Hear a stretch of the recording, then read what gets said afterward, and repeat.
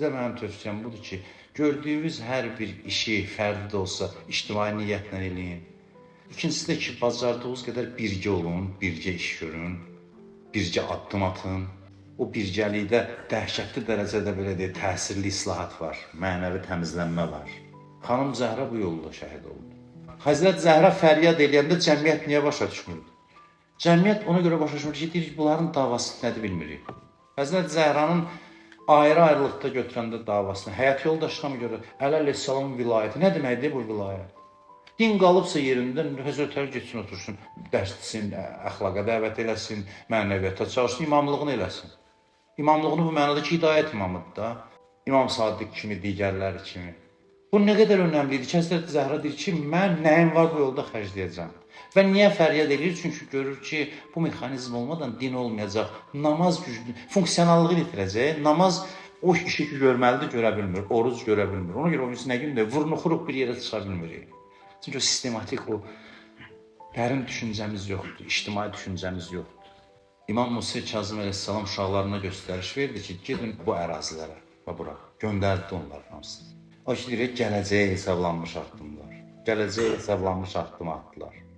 Onların ayağı hara dəyibsə, orada Əhl-i-Beyt tərəfdarları yaşayıb. Və yəqin ki, şükür Allaha biz layiq olmuşuq ki, burada gəlib çıxırlar. Hədislər var ki, özü göndərdi ki, gedin, yayılın, yəni qalmayın. Görürsünüz, necə gələcəyi düşünür, bugün oturduğu cəmiyyətin islahını yox, həmin o sistemin formalaşması üçün. Hər bir addımlarında bu hikmət var idi. Ən az faydası budur ki, dünyadan köçəcəklər, ziyarətgah olacaq məzarları. Ariflər bu qədər təkid edir, onları ziyarət edin. Allah bərəkət veribdir onlara. Təkcə ona görə yox ki, fərdi islah üçün deyil. İmana təsiri var, mənəvi təsiri çoxdur. Bu əqidə bunun hesabına yaşayır. Əhl-i-Beytin uzaq görənliyi idi ki, göndərirdi onları. Bax, fikir verin, Azərbaycanda bugün dövlət onları təmin edir, tikir, ucaldır. Görün, nə qədər cəhətdən bizi qabağa salır bu şeylər. Nə qədər heç... Artıq mübarizə aparmaq mümkün deyil, o batil cəryanın bundan bir həddən oyanasını. Sadəcə istisna verir ki, burada bunu biz yaşatmışıq. Neçədən İmamzadə və balaca Azərbaycan arasında. Gəncə tərəfdə biri var, Bakı tərəfdə neçəsi var, Bərdə tərəfdə biri var, Seyidlər filan, bunlar hamısı gəlib, hamısı uzaq görənlikdə hesab kitabla edilib bu şeylər. Elə-belə təsadüf deyil.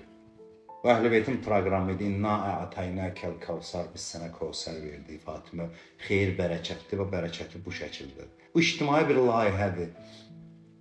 İctimai bir layihədir, Əhl-i-Beytin layihəsidir.